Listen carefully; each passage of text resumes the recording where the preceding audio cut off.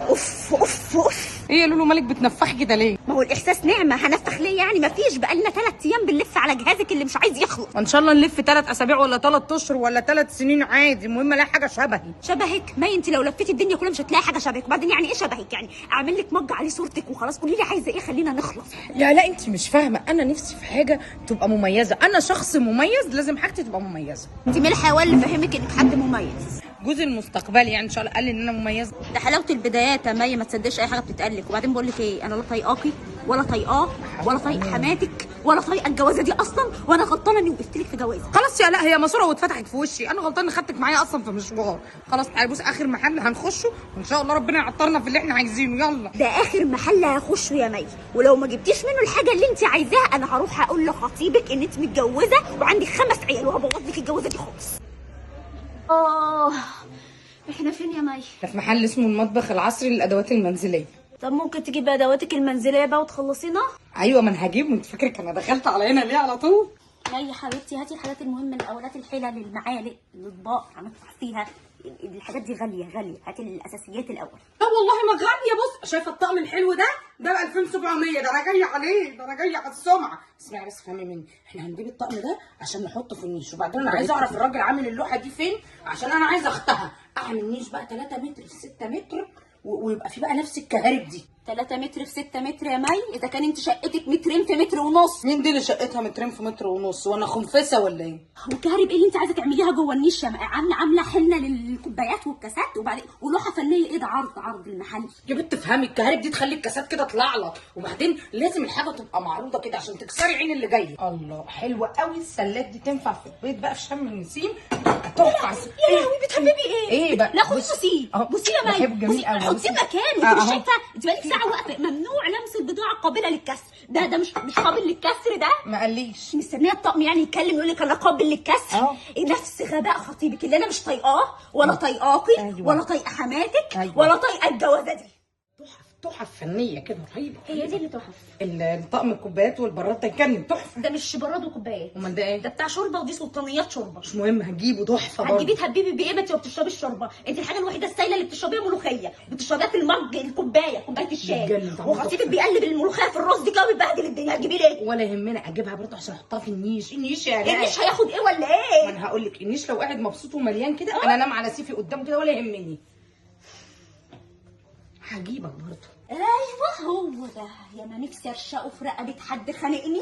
الله تحفه تحفه يا بنتي. انا ايه اللي تحفه؟ تعالي بس نقي معايا. انا ايه؟ الدوناتس ولا البومه؟ البومه دي شبه حماتك اللي انا لا طايقاها ولا طايقاكي ولا طايقه ابنها ولا طايقه الجوازه دي، وانا غلطانه اني وقفت لك في جوازه. السواد اللي انت لابساه طفح على قلبك.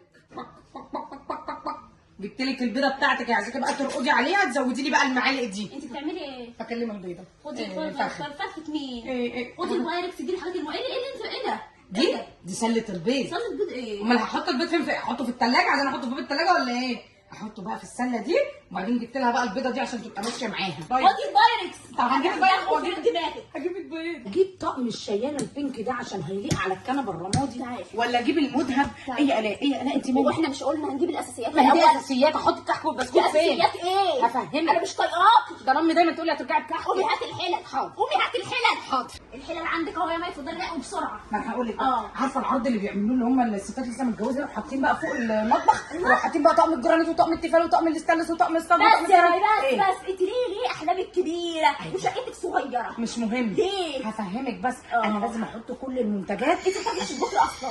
بس بعرف اعمل بقى. ضحكين على الراجل وفاهمين انك بتعرفي تطبخي. اليوتيوب يا اختي ما خلاش حد ما بيعرفش يطبخ. لا ما معناش غير 20000 جنيه. ده صوتكم واصل لتحت، ممكن اعرف ايه المشكله؟ اساعدكم في حاجه؟ والله يا استاذ هي بتقول لي فاجئتني دلوقتي ان هي معاش غير 20000 اجيب بيها انهي طقم حله، وانا عايزه تقومه الحلال كلها. لا 20000 ليه؟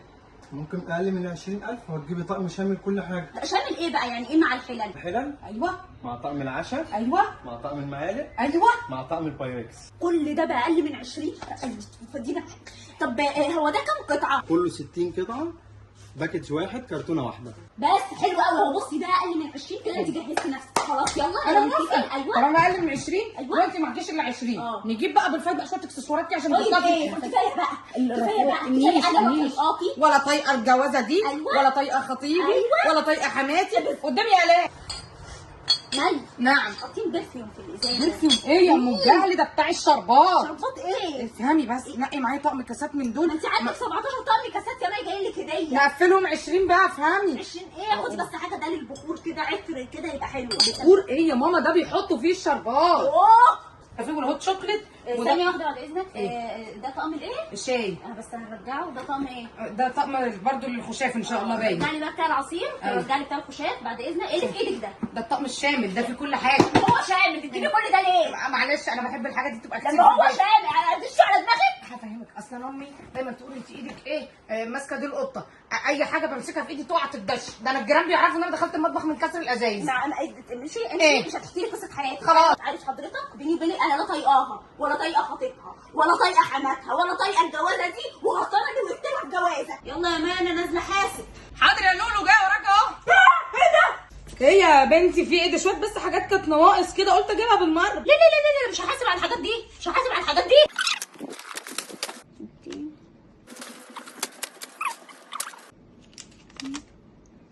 يلا يا ماي انا حاسبت. معلش يا لولو، انا بحط دول على الحساب. بتضحكي سعيده ليه؟ ايه دول؟